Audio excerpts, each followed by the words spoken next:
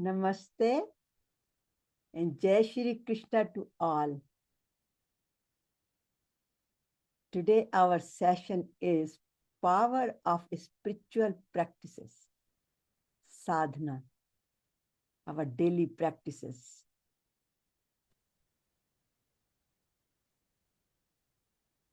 Pranam to Guruji, Hariharji Maharaj, for his blessings, for bringing us together. Pranam to Shri Krishna Bhagwan Ji. I'm Satya Kalra, your host and founder of Path to Ananda, blissful living.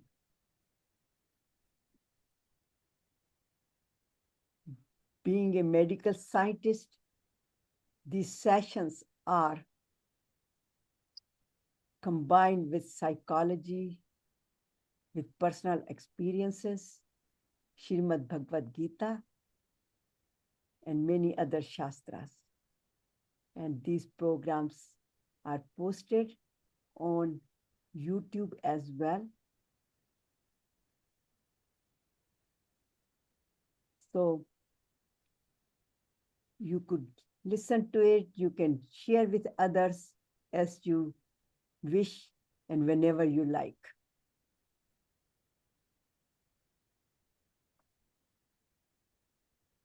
The power of spiritual practices and discipline, because it requires a lot of discipline. It is sadhana. But what are these spiritual practices and how many types are these? And why should we do these spiritual practices? And what is the difference between spiritual practices and karma kand? And how to practice them, how to commit ourselves? And what are the benefits of doing so?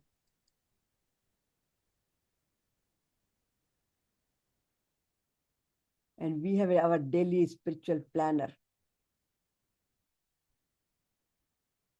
which is everybody's favorite. And our sankalpas, that I am committed to my sadhana. You know why this subject was chosen? Because I hear that question over and over. That due to our stressful life, many other commitments, and lack of time, we cannot do our sadhanas. And we continue to suffer with confusions, with fear, with low self-esteem, with resentments, and defocus. Focus on the things which are not supposed to be and defocus from the things what we're supposed to be. So that's the reason that this particular subject discussing today.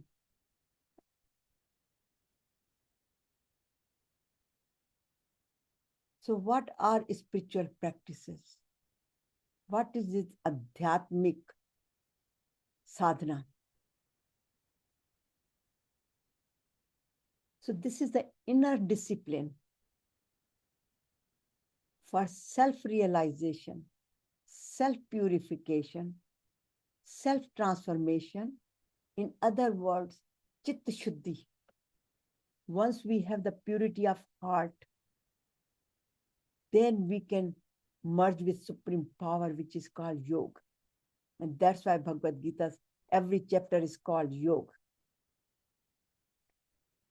So these are the practices which bring us closer to God, to supreme power, and we can experience that I am Sat Chit Anand. So basically, these are the spiritual disciplines which align us to the supreme power.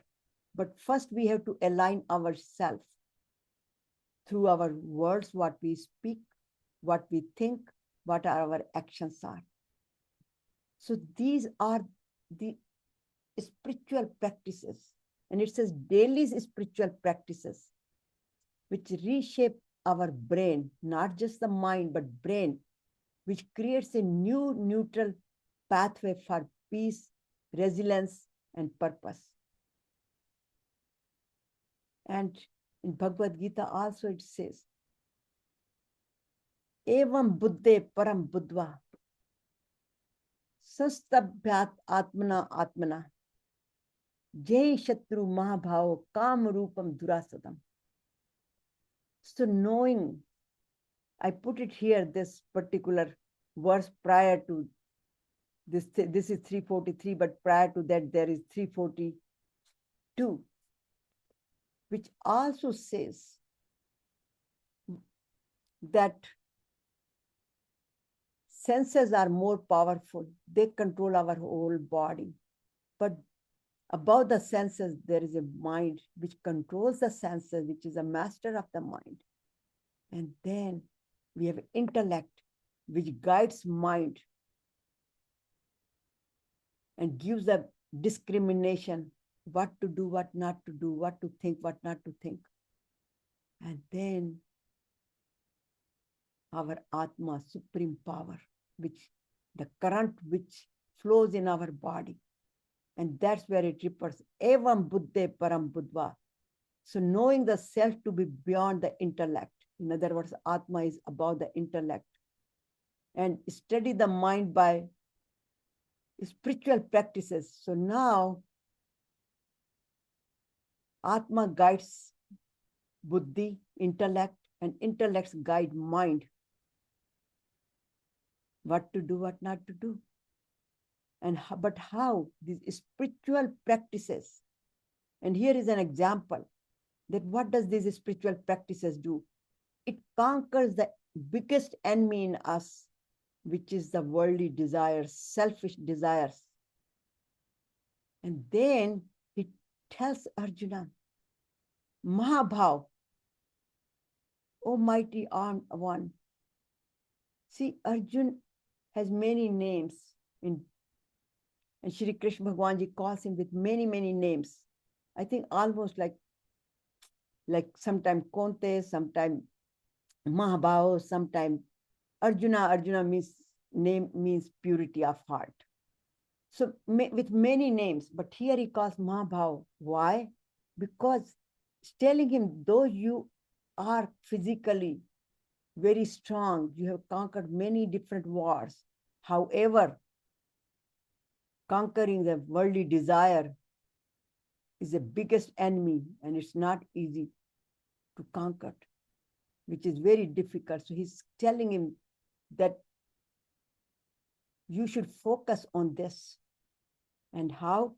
With sastabhyat atmanam atmana, with spiritual practices, steady spiritual practices.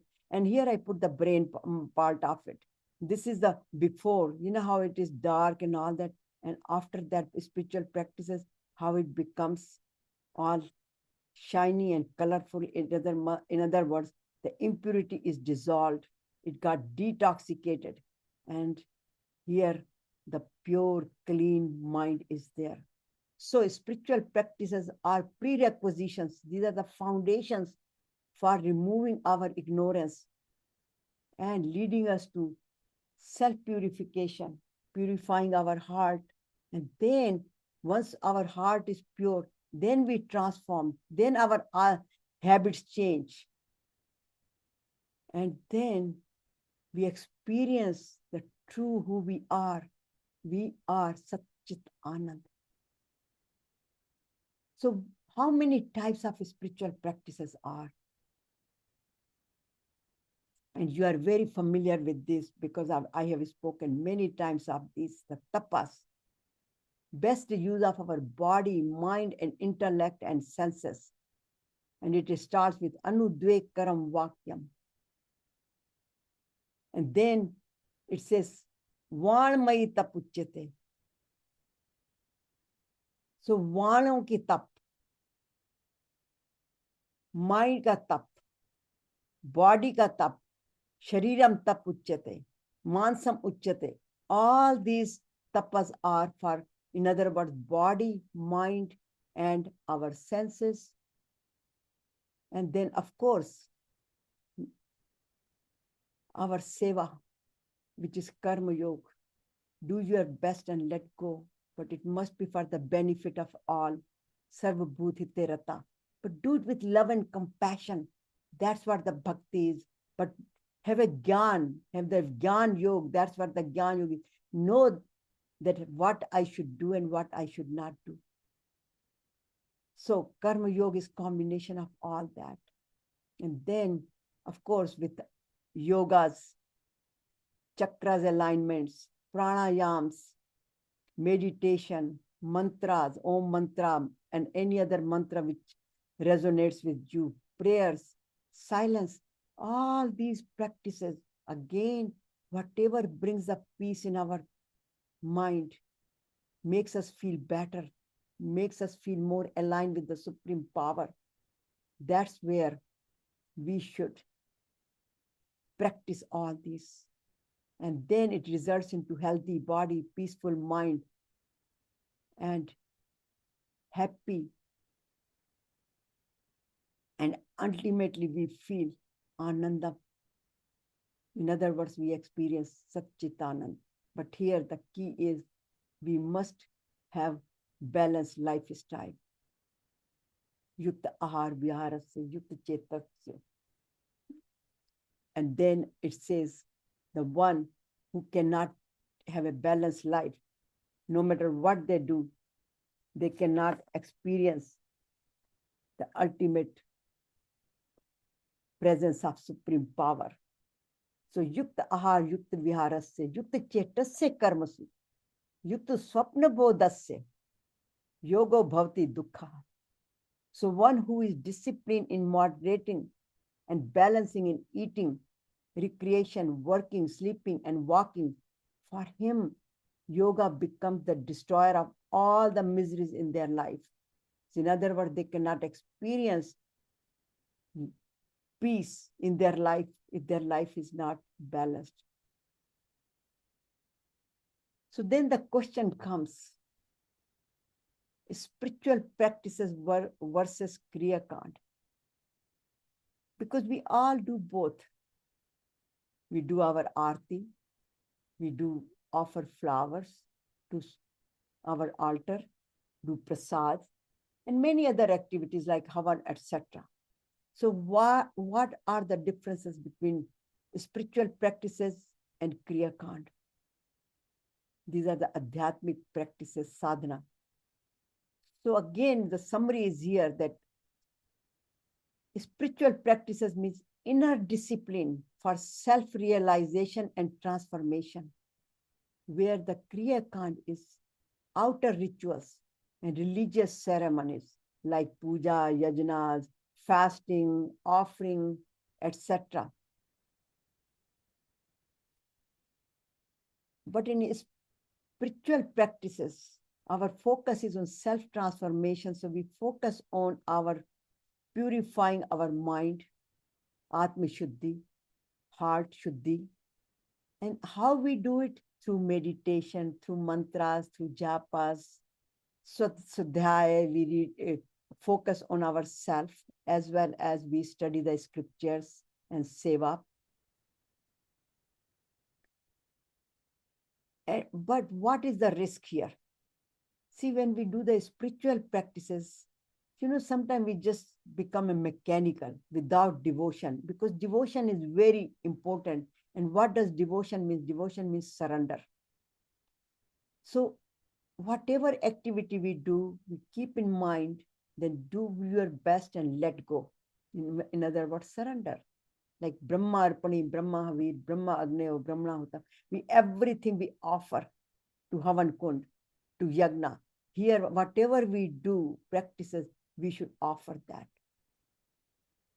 So, but sometimes, when we do meditation, we do other things and we feel like my style, my method is better than others. And then there is a risk of the ego as well. And on Kriya Kand, though it might not become the ego issue, sometimes that becomes also that I do that many havans and I do this spiritual and these offerings to God, etc. And maine itna prasad chadaya, I donated that much money. Sometimes that comes in our way as well. But it becomes the superstition. Sometimes it becomes the superstition. We feel guilty if we have not done due to some limitations. I have not done my regular puja, then I feel kind of guilty. So this could cause the problems. And then Bhagavad Gita also says that inner transformation is our true goal with the spiritual practices. And kayen mansa buddhya keval indriyar api yogin karma kurvanti sanga tattva atma shuddhi. This atma shuddhi yogis, they sit on Himalayas, they do it and they're in caves and other, and that's all they do. So they do it for self-purification. And also they do it for like brain, again, mind shuddhi, brain shuddhi. That's where Udher Atma, Atmanevna, Atmanev Vasadet, Atmanevi Atma Bandur, Atmanev Ripuratna. So one's mind is own enemy when they do not direct it in a proper direction with these spiritual practices, then mind gets scattered in every direction. We all know that Chanchal Mana. But who is the friend? Who is the master of the mind? Bandur Atmanev Atmana, Yen Atmanev Jit. Whoever wins over their mind. But who is the enemy? Atmanastu. Same, we are the same of our enemy. Whoever does not become the master of the mind, who do not become the friend. So this is a very powerful verse, which all these spiritual practices are tailored toward that or directed from that particular verse. But what should we do under these parts? All these are the, now we know of spiritual practices, what are Kriya Kands. So our ideal integration should be that whatever we do, whether it's a spiritual practices or Kriya Kand practices, we should perform with devotion and awareness that what am I doing? And these rituals inspire us, our inner connection, whatever we do, even havans or fasting, but we should always have the goal that we want to do more inner connection with Supreme Power. In other words, I want to be more closer to Bhagwanji. So use rituals to reinforce our spiritual intent. And again, balance. We should balance both, not just doing one or other, but we should balance it, but keeping the purpose of our mind in our thoughts, that what is the purpose of my mind and why am I doing this? So we should always think about becoming more beloved to Supreme Power.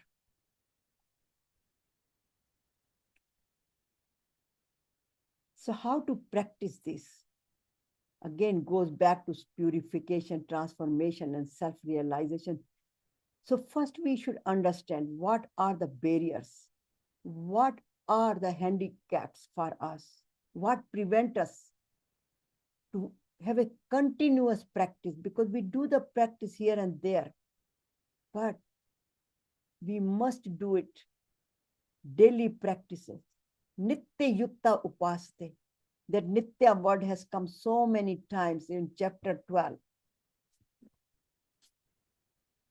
How we should do these practices. Nitya yukta. Maya vesh mano ye mam nitya yukta upaste. But how? Shraddha paryopetas. Yukta atma mata. So we should focus on doing every day, not just here and there, not Sunday to Sunday, or not whenever we feel like, but we should have a discipline. So what are the barriers? We get very distracted.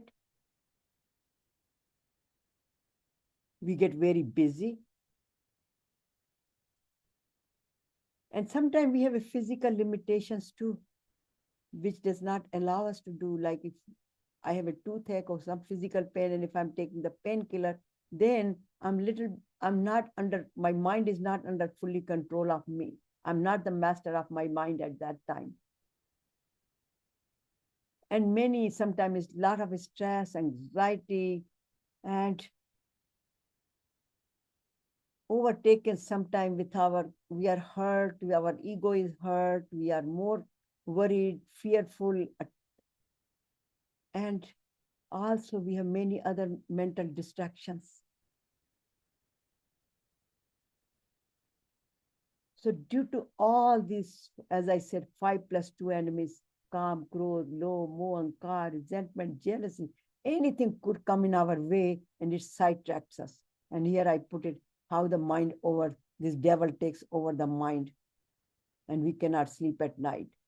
But the beauty of that is these are the spiritual practices, as I mentioned before. These are the type of spiritual practices.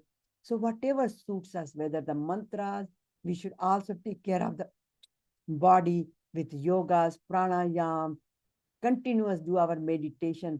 But we should lead a sattvic life, where I put the symbol of sattvic life, what we should eat.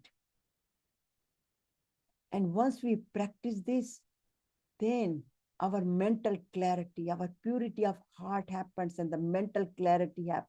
And then we become more balanced, our emotional balance, we calm our mind, and we are more creative, we are more healthy, we have more energy, and we are more productive. And we also, these are the signs of spiritual growth, inner peace, our fulfillment. And then we feel more close to God. In other words, our body, mind, and soul all aligned, and feel oneness with supreme power and others. So we have to practice our karma yoga, bhakti yoga, jnana yoga, the dhyan yoga. This is what the symbol of Bhagavad Gita is.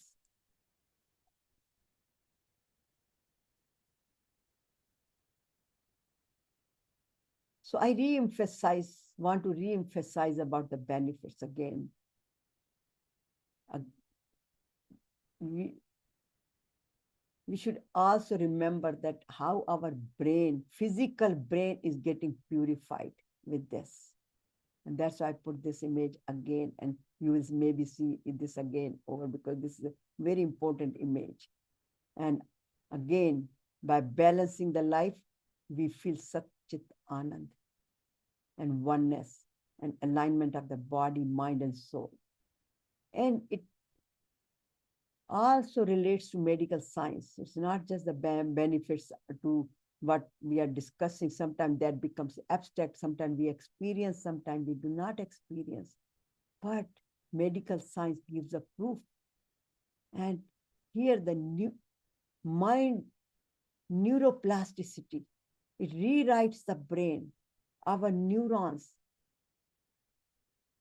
get decalcified, because when neurons get calcified, then we cannot think properly, we lose our memory, etc., because they're blocked. But here they get decalcified, and by practicing, it becomes the rewiring, the pathway, neuron pathway changes, and improves our mental and emotional well-being. It lowers our stress, anxiety. And again, I put it here, all those publications and institutions which are focusing so much on these studies. Stanford is number one, as far as I know, because it's a local, and I know many studies are going there, on over there. Columbia, Harvard, NIH has thousands and thousands, more than 10,000 publications on that.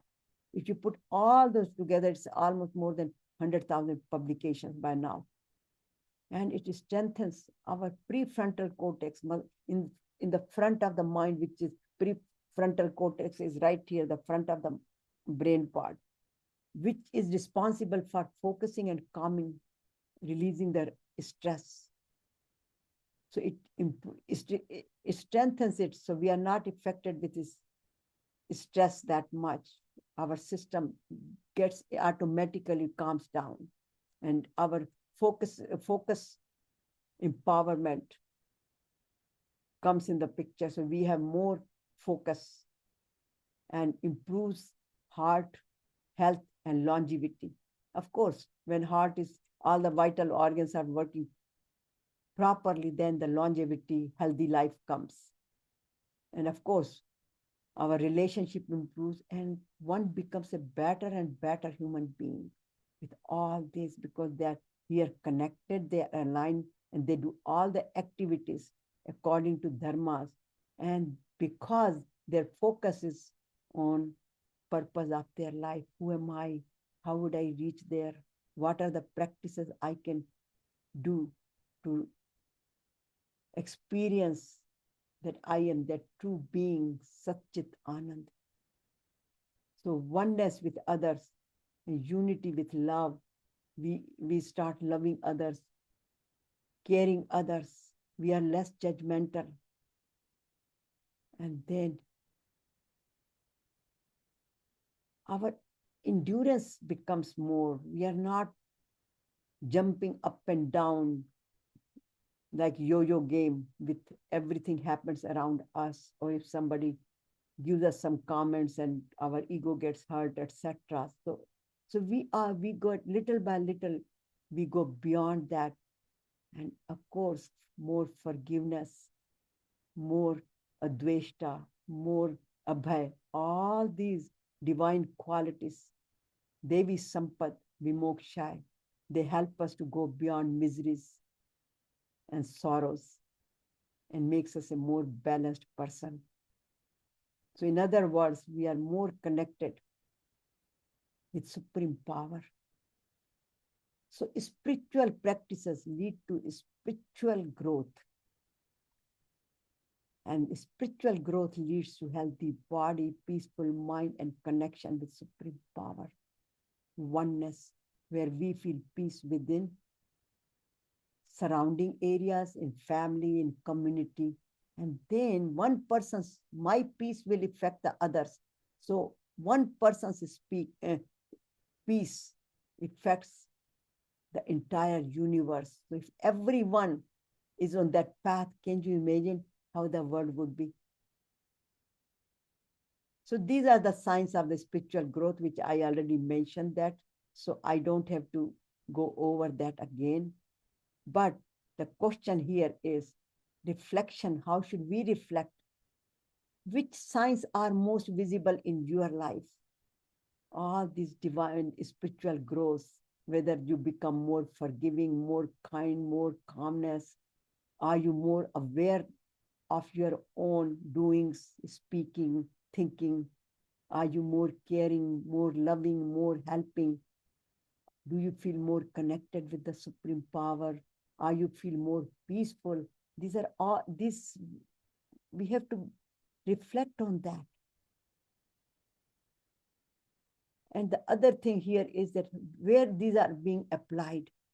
Nowadays, these spiritual practices have become so popular, and they are in the offices, executives are doing this. You will see a lot of, before they go to any meetings or negotiations, like I do, I first take a few minutes to take a deep breath and calm myself. So in other words, I connect myself to the higher self.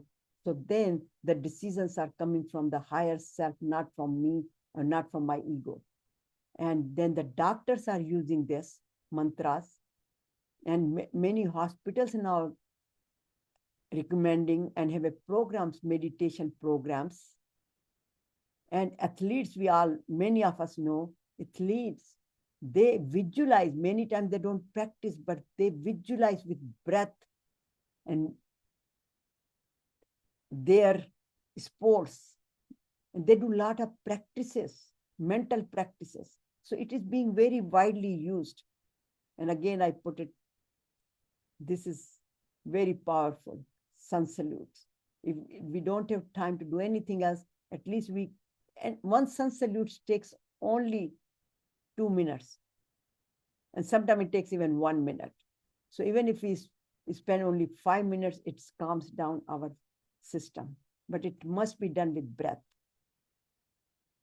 So then our practices.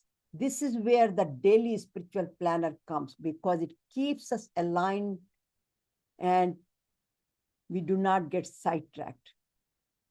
So we continuously, Nitya Yukta Upaste, through the daily spiritual commitment, our commitment here for better life and beyond. And by doing little by little, our brain, neuroplasticity, rewiring the brain by repetition. So repeat, this goes to day 1 to 30. So continuous repetition, it will affect our plasticity of our neurons. So weekly practices or equals to temporary relief. If we just do 1 week cannot, but if we do the daily practices, then it has a lasting effect. That's why I focus quite a bit from morning with the Om mantras, whatever resonates with you, and then practicing taking care of the body, mind, with pranayam, with meditation. And during the day, here it says, take one at a time. So just take one thing, whatever resonates, whatever you need to work on it, just take one at a time, and then contemplate during the day. And little by little, disciplining ourselves, our habits will change, our character will change, our destiny will change. But it starts with Adat Buri Sudhar Lo Ho Gaya Bhajan. So then we are on our path to Ananda, where with daily practices, we experience and ultimately let go, surrender. Sarva dharman paritajya mamekam sharanam braj. Aham tvam sarpapebhyo mokshashyami ma shuchi. So our time for our homework, our sankalpa. I do regular spiritual practices. I am committed to path to Anandam, these daily practices. Because developing spirituality is a very gradual process. Shanai uppar mein. It's not very fast, like you turn on the switch off and on. No, this is a Shanai uppar mein. So living in Anandam is not an activity, but a lifestyle. So we have to practice. We have to go in this path step by step. This is the speed of turtle. And eventually our subconscious mind gets detoxicated and we experience, who am I? So our homework time. Daily spiritual practices is my path to peace and Ananda. So be a Sakshi.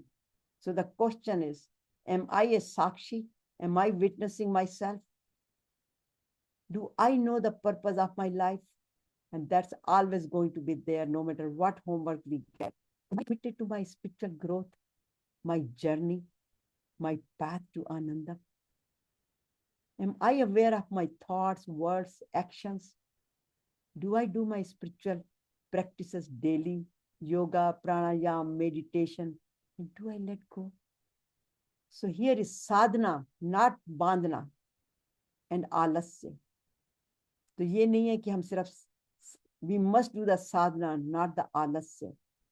So everyone has the potential to be divine, as Swami Vivekananda said. But the fundamental requirement is, prerequisition is, we must do the spiritual practices in order for us to experience who am I, which is the purpose of our life. So simple. It explains here, the sadhana is the light of the life, not bondage. not laziness. Break the chains. Leave idleness behind. Let sadhana fill your life with love, peace, ananda. So here are the spiritual disciplines. Here is a path. So sadhana है जीवन का प्रकाश, ना बांधना ना आलस्य का वास. बांधन तोड़ आलस्य त्याग. साधना से जीवन हो अनुराग. Om Shanti, Shanti, Shanti. So thank you very much for joining Power of Spiritual Practices, the discipline of our life, balancing of our life, doing the sadhana and experiencing Sat Chit Anand. So thank you very much for joining.